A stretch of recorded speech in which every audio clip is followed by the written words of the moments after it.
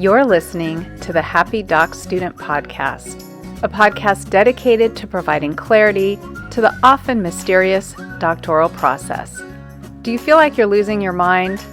Let me and my guests show you how to put more joy in your journey and graduate with your sanity, health, and relationships intact.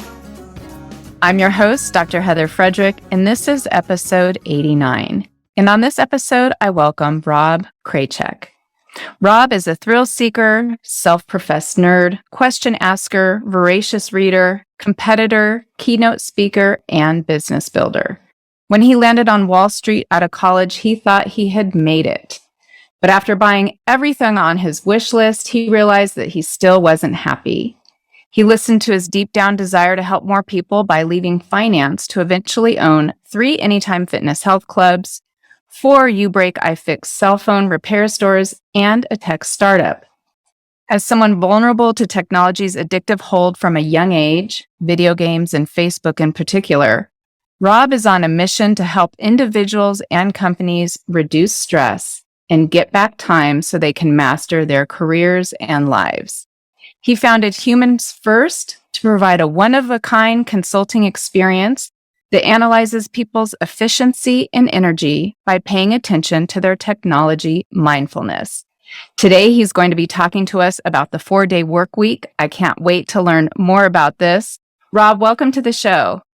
Yeah, thank you so much for having me, Heather. Really appreciate you having me on. I'm really grateful for the opportunity. Why don't we start by you taking just a few minutes to share with the audience how Humans First came to be? Yeah, absolutely. So I can maybe start with a story about my youth, and that might help you understand a little bit more what my perspective is. So I was in high school, and this was a very difficult time for me in my life because I had really, really bad acne.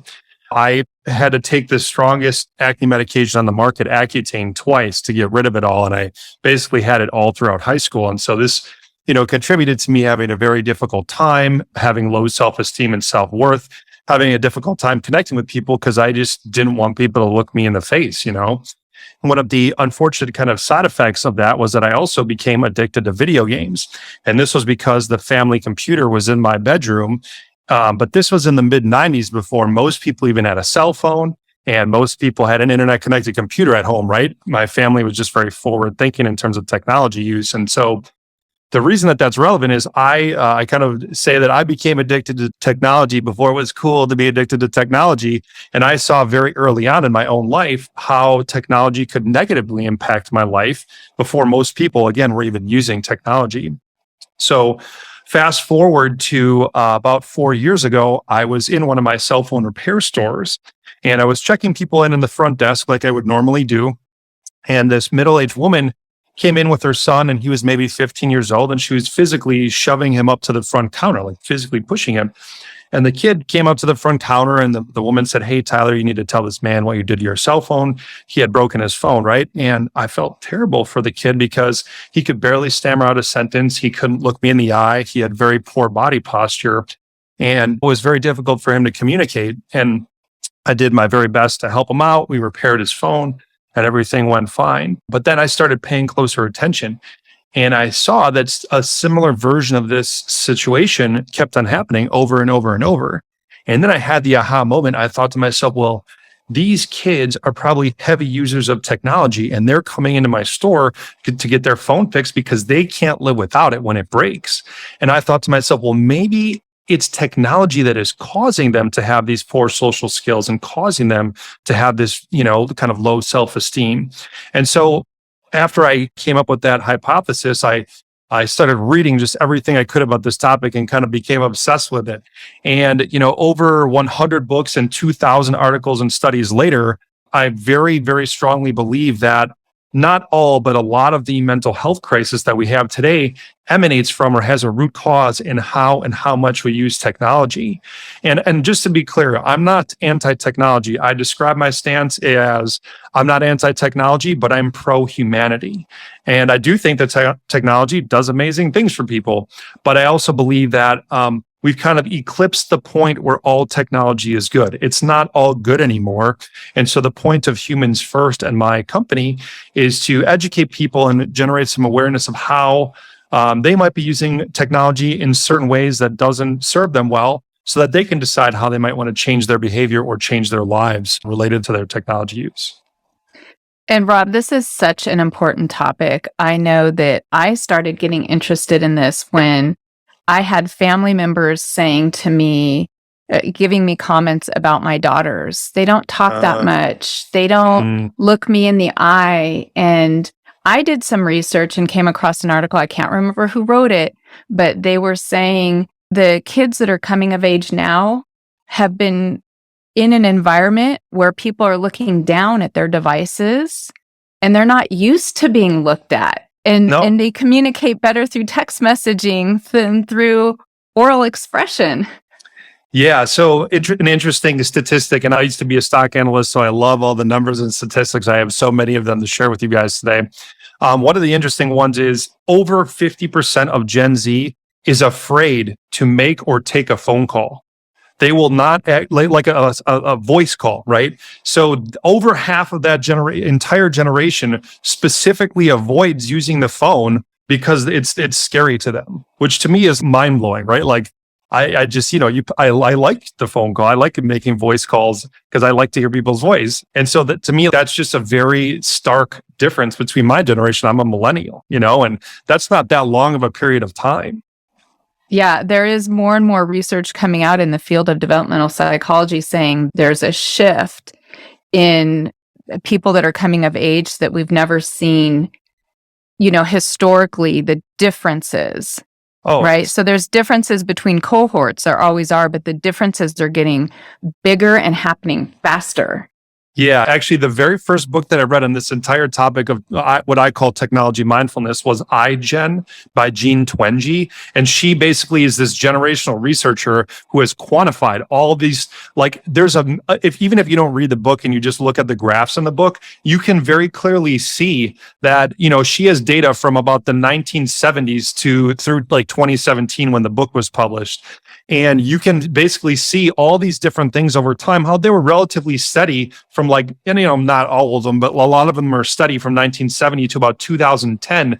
And then in 2012, almost all of them have a drastic change. Well, what happened that year? The two major things happened to society. The first one was that in 2012, that was when US smartphone penetration reached 50%.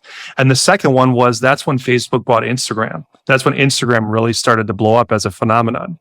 And so it's not, it's very, very difficult to super definitively prove, but there's so much correlation between all the things that changed and social media and smartphones being a huge part of society. It's very hard to deny that played a huge factor in all those changes. And her work is fascinating. And as we're sitting here talking, Rob, I'm thinking, wow, we are giving a lot of different students potential dissertation ideas out there. I'm thinking field of education, psychology, sociology. And as we kind of move into this 4-hour work week, we're going to be engaging the business people. So this change, we've been talking a little bit here about the people who are coming of age, but it's impacted those who are on the other side. So I grew up without a computer in the house. I didn't get my first cell phone until after I had my PhD. And yet technology has absolutely impacted me, my day, how busy I feel, how stressed I feel, how overwhelmed I feel.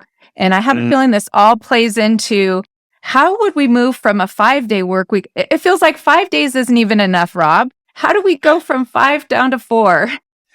Yeah, well, I one other statistic that I want to be sure to share, which I think is super relevant, and this statistic is from before COVID, right? So you can't say COVID affected this, but in America, the average person spends 12 hours and 21 minutes a day in front of screens and media. In other words, we're spending 3/4 of our waking lives 7 days a week in front of screens and media, and that's the average person. Obviously, there's some people way higher than that. So humans aren't meant to stare at this thing that is not natural for 3/4 of our waking lives. And so it's not surprising that if we're doing this very unnatural thing for 3/4 of our life, that there's going to be implications on basically every single part of our life. That's, it seems pretty logical to me. But to answer your question about the 5-day work week and how people can transition to a 4-day work week, and just to be clear, when I say a 4-day work week, I mean 4 8-hour days, not 4 10-hour days. So, everyone in the company truly gets a full day of time back, right? So here's kind of what's happening to the U.S. workforce. And again, I like to look at big picture for things and, just kind of assess what's going on. So in America, the average white collar worker sends and receives 126 emails per day. So if you spend just 2 minutes on every email on average, that's almost exactly 4 hours of your day, which, by the way, is also corroborated by many other studies and surveys and all kinds of things like that, where we're now spending essentially about half of our day on email. Which, to me is just crazy, right? No one wakes up and says, hey, I'm looking forward to checking a bunch of email today. No one says that, but that's just kind of how it is. But then if you think about, okay, we have half our day spent on email, then another, let's say 2 hours, again, depending on the position, 2 hours per day is spent in meetings.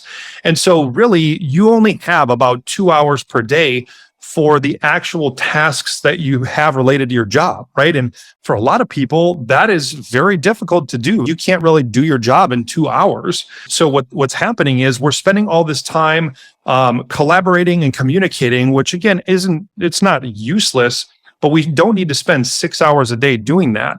And so when the average person only has 2 hours a day to do their job, that is dramatically increasing the stress and burnout that they experience. And so my company helps people communicate differently, spend less time on those activities, less time on meetings and email, and more time on the activities that matter most, which dramatically increases the value to the company and reduces burnout and stress for the employees. Everyone wins. It sounds so straightforward. Let's figure out how to kind of reduce some of this white noise, or what I would call busy work. Yes. And when you give people that day back, think about it. When you have a 3-day weekend, aren't you just loving life so much more? Yeah. Going to work on Monday isn't that bad when you have a 3-day weekend. Yeah. And what's interesting is if you look at the history of the 5-day work week, where we're at today, that was first implemented by Henry Ford in 1926. And so, it's kind of funny to think about. The practice of the 5-day work week is essentially about a century old, yet look at how much has changed in the last century. It's just such a different world.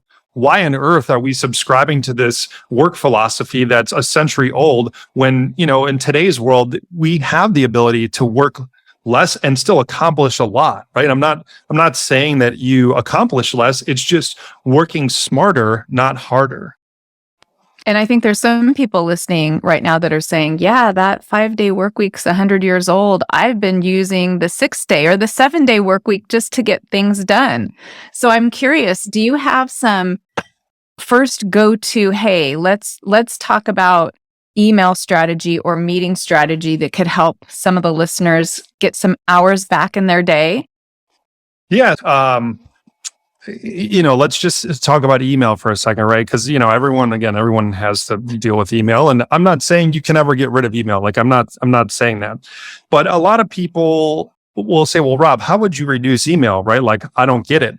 And one of the main ways to reduce email is to just simply check your email less. Then the next question I always get is, well, how can I check my email less when I think that my boss essentially wants me constantly checking my email because I don't want to miss something, right? Everyone kind of has FOMO with their email. And I get that. I understand that. But here's psychologically what is happening is, the employees do not feel psychologically safe to not check their email because they have not been given permission by their boss or the management team to do that. And the reason is, in virtually every company that I talk to, management has not communicated clear guidelines or boundaries for communication. So in other words, management has not stipulated how, when, and how much the people in the company have to communicate either amongst themselves, among employees, or with clients or both, right? Among employees or clients. And so one of the very first things that I help companies do is to establish communication boundaries or guidelines that, and once those are established and they're fully endorsed and communicated in a written form by management, then all of a sudden it dramatically reduces the amount of time you have to be checking your email, which the average person does, by the way, once every 6 minutes at their job, which is totally bonkers to me. Then instead of checking your email once every 6 minutes, you could check it once an hour, or even maybe just a couple times a day, and still be within these written guidelines or expectations that management has set, and then spend the rest of your time doing your job, or ideally like just doing your job better and then going home sooner. That's the ideal situation. And Rob, I think this idea of permission is so important because it's scary to only check your email twice a day. I remember when I was first getting into that, based on a suggestion from a colleague, I almost had this anxiety in between the time because I'm sure I was checking it every 6 minutes. What's in my box? What's in my box? Yeah, well, if you don't mind, I could talk about why email is so addicting psychologically. And I think users, if they understand that, might be more apt to not check it all the time. Yeah, let's hear it. Yeah, so I think other than social media, email is the most addictive technology that we have ever come up with. And there's several different aspects of that. The first one is that email involves intermittent variable rewards, which are the same principle on how slot machines or gambling works. So for instance, when you check your email, you're not sure how many new ones you have, who they're from, when they came in, or what the content of those emails is. And so all that uncertainty is very interesting to us as humans, right? We're curious about, what happened? Who's sending me stuff? And so again, it's in the sense of it being addictive, it's addictive for the same reason that a slot machine is addictive. When you pull the handle, you're not sure what's going to come in. But there's two other things that make it very even more addicting than gambling. The second one is that it involves human reciprocity. So for instance, Heather, if you email me, even if I hate your guts for some reason, I feel this social, hardwired, innate obligation to respond to you because you're another human reaching out to me, and humans have this social reciprocity hardwired. The last thing, which is probably the most important that people don't really think about, is when we get these emails, it makes us feel needed and wanted and important as a human. And that is, again, a very basic innate need that every human has. And so you have these basic innate needs that email serves, as well as this addictiveness that's similar to gambling. And when you combine all those things together, it is incredibly difficult to resist the pull of the inbox because you have all these factors kind of sucking you into it. So it's as if it's playing into our humanness. Yes. In a way, it's almost like a perfect storm, it sounds like. Mm-hmm. As you were talking, I was thinking back to a time when I led a team, and I would be getting emails in the evening, on the weekends, and it was stressing me out as the leader. And it wasn't until I said to my team, I didn't realize I needed to give them permission. You guys, can you please not send me emails on the evenings and the weekend? It's fine. It can wait, to decrease this urgency. It's like there's a sense of urgency. And then after listening to some of Mark Wood's stuff, and if you haven't heard that podcast, listeners, I'll put that in the show notes, using language, similar language. So if it was a red, meaning the president was asking me for this number that someone on my team was responsible for getting to me, then I would put in the subject line, this is a red, meaning I need a response on this within 24 hours. Otherwise, if you don't see red in the subject line, take your time. It's not something you need to do right away. And almost immediately, my team was so much more productive. Sure. Well, it's interesting. So, first of all, I'm really glad to hear, Heather, that you practice that with your team, and I'm as you could see, externally, I'm sure that you could notice a shift in their maybe anxiety or stress levels, probably, right? And as you're nodding your head, yes. And the other thing, though, that I frequently find when I work with companies or talk to CEOs is a lot of them say, "Oh, well, I've told my team that they don't need to respond." I've explained that in a call, But that's like me saying, hey, I'm going to sell you my house and we're just going to verbally agree on a price. And I'm just going to expect it on the closing day, like you come and have the money ready and we've signed no paperwork. And, I'm not saying that my word isn't good, but like you're still not really going to feel like the deal is done because there's nothing in writing and it doesn't seem as finite or as endorsed, right? It carries much more weight when you write something out and then you share it with employees as opposed to just saying it in a call, because it feels more permanent when you write it out. And then they can believe that information more. And then it really allows them to give themselves much more permission to adhere to whatever you wrote. And Rob, there's a lot of people listening to this call right now that are in leadership positions in organizations, own their own businesses, or in positions where hopefully the light bulbs are going off and they're having some aha moments where, hey, let's sit down and actually put into writing, what is our communication culture? That's almost how it feels.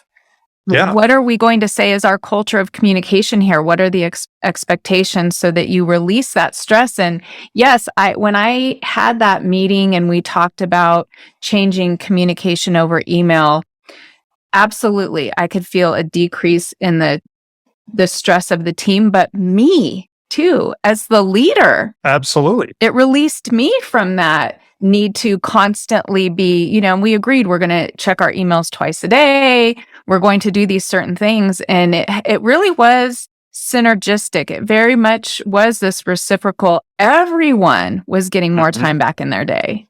Absolutely. And a lot of times business owners think that part of the value that they provide to clients is responsiveness. And I'm not necessarily disagreeing with that. But for instance, you can come up with other ways to tier your communication strategy so that you can still be responsive yet not be overloaded. As an example, what you could inform your clients is, hey, clients, our expectation is that we will check our email once every 24 business hours. However, if you need something more urgently than 24 hours, what I would like you to do then is give me a phone call, like an actual voice call, and I will do my best to answer those voice calls as soon as I get them. So then it's much clearer that, hey, if the client has something that's urgent, they make the phone call, you see if you have a call from the client on your phone that you return it. Otherwise, you're free to just check your email once a day and you're totally within the realm of the expectations. By the way, I'm happy to share a template that I have with the listeners, and you can post it on the show notes or whatever that I share with people. It's basically a template that you can written template that you can share with your staff that has instructions at the end of it as well, in case you need some guidance for setting up these communication guidelines. I'm happy to share that. Oh, that would be great. And Rob, as you were speaking, I was wondering, I know you work with companies, but there's some listeners out there right now that may be on the other end. They're the team player, they're not the team leader. Sure. Do you suggest, or do you have tips of how they can make these changes or communicate to their supervisors? Hey, I'm in this doctoral program. I need to get some more time back in my day. I'm thinking of only checking my email twice a day. Is that a conversation that they would just have, or do you just recommend they do it and see if anyone notices? Or well, it's interesting. So I actually just did that when I had a corporate job a long time ago, and nothing bad happened. And I didn't ask my boss ahead of time, which maybe I should have. I don't know. Not looking back at it, but I believe that, if your manager is open-minded, I do think that that's a conversation that is worth having. And I think, though, what's most important is how you frame it to them. Because just like you got done saying, Heather, if you and your boss agree, hey, our email, we check that, once or twice a day or whatever it is, right? There's actually benefit for your boss as well, because then your boss doesn't have to feel as obligated to check email, and they can be more focused on their job and get things done. And so I actually think if you frame it to your boss as, hey, this is not just a benefit for me, but it's a benefit for you and the whole team, it's going to be pretty hard for them to say no, as long as they're relatively open-minded and are willing to take a chance. And I guess the other thing I would say is you could frame it to them as a test or a trial. Hey, let's just try this for a week, right? Let's try it for a week, see what happens. If you think it sucks, we can go back to what we're doing now. But then it doesn't seem as permanent and they're probably going to be more likely to give it a try. That's a great recommendation. And one thing I want to bring up is I know most of my listeners are working professionals who are also pursuing the doctoral degree, and everything we've talked about today, I know will be helpful in so many different ways, whether they want to change the way that they're working, their organization is functioning, or maybe they're getting some ideas for research to conduct. There's also email communication with your university. And so often that is, interestingly, Rob, usually that is in black and white. You will find that in handbooks or, policy and procedure manuals of expected response times and things of that nature. So as a student, as a faculty, make sure you know what those are. But I've never, ever regretted having a conversation with a student and explaining to them, based on time zones or based on my schedule, just so you know, if you email me Friday at X amount of time, you're not going to hear back from me during this period of time. Or as a faculty communicating to a student, hey, this is something that we need to resolve right now with this department.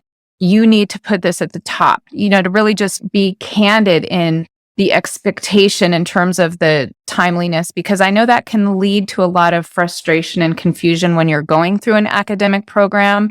So yeah, it's going to be in black and white, but I always encourage faculty and students to just take 3 minutes on a phone call or a Zoom call or in real time if you happen to be, at a land-based situation, and talk about what these expectations are so that you're in the know. Communication is key, is what I always say, Rob. Yeah, well, as a Southside equity analyst, when I had my first job out of college, my job was to listen to conference calls, write research reports, and then communicate with clients. And, we only had 70 words in one section of the report on the first page. And then I believe it was 235 on the second section. So literally every word counted, right? We literally paid attention to every single word on that page. And that really taught me the value of good communication. And I'm certainly not saying I'm a communication expert by any means, but I have really tried over the last 20 years to hone those communication skills, because I think that when you communicate well, it impacts every part of your life so positively, not just your work, you're with your significant other, with your family, with your friends. And I really think it makes life so much better. So to me, it's a skill that impacts virtually every aspect of life. And I'm still trying to, I think that improving it is a journey and not a destination. And, that's part of what I'm, excited to share with people, is I feel like I've come to a lot of, helpful conclusions related to communication. And Rob, you share all this on your website, humansfirst.us, and or humansfirst.us. Maybe that's... Yeah, .us, yeah, uh-huh. Sounds better. We're all in this together as lifelong learners. And so I'll make sure I have that link in the show notes. But before we wrap up this episode, I'm wondering if you have a favorite quote or some final words of wisdom to share with the audience. Yeah, absolutely. So my wife and I thought that this was so meaningful that we shared this with our guests at our wedding in a toast. And it's this: the amount of love, success, and happiness in this world are infinite. And so imagine how much love, success, and happiness we can all have together if we all decided to put humans first. Wow, I don't even know how to I can't top that, Rob. Let's all put humans first, see what happens, and I will have your information in the show notes, because I'm sure there's some listeners, we were really talking about the work week, but we got into some of this technology addiction, and you've got a lot of resources for that on your website. I know as both individuals, but also parents would be very interested in that. So I'll make sure there's all the information below so that people can get a hold of you. Yeah. Well, thank you so much. I'm super grateful for the opportunity to chat with you and the listeners, Heather. Thanks so much for listening, and I look forward to connecting with you on the next episode. Until then, if you're looking for more ways to invite joy into your journey, check out the free resources at expandyourhappy.com. You'll find downloads like an article I wrote titled The Doctoral Journey, 12 Things You Need to Know That They Probably Won't Tell You. Based on audience request, there is a PDF that organizes all podcasts by the 7 steps detailed in the Happy Doc Student Handbook, which you can also find on the website. And if you're looking for Happy Doc Student swag, I've got that too. Don't forget to subscribe to the podcast and YouTube channel, and if you want to make my day, rate and review so that together we can change the way graduate education is delivered and experienced. Hey, one more thing. Just a quick reminder that the information, opinions, and recommendations presented in this podcast are for general information only.